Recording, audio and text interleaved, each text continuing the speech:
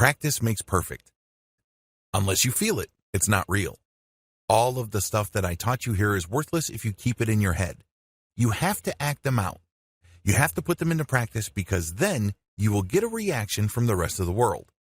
The truth is, it doesn't really matter how the world reacts.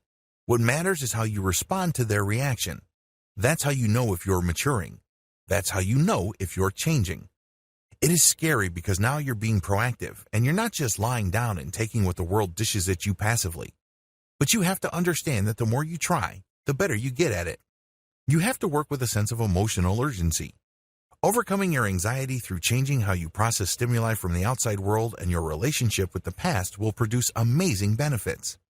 If you're still unclear or you don't really get that nice surge of emotional urgency when you focus on things you stand to gain, flip the script.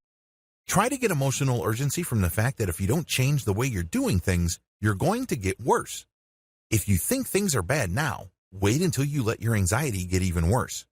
Focus on the loss, the crippling debt, the sense of powerlessness. Are these enough to push you to put one foot in front of the other as you make the journey to an anxiety-free life? Unleash the power of momentum.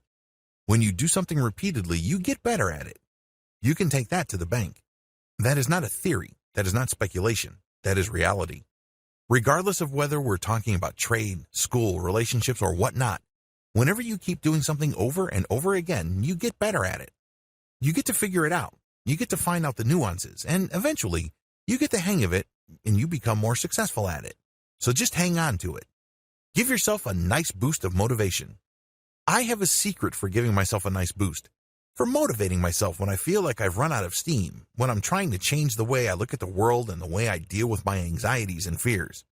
I just read my personal journal diary, and I look at my first day, and I compare what I was feeling and thinking that day with what I'm feeling and thinking now. Believe me, this just gives me so much hope and fills me with so much motivation. It reminds me that I made some progress. I'm not a sad case who cannot change. I can have hope in change. So do this. And it doesn't matter whether you just started on day 1 and then you're comparing the entry on day 5. There is some sort of change.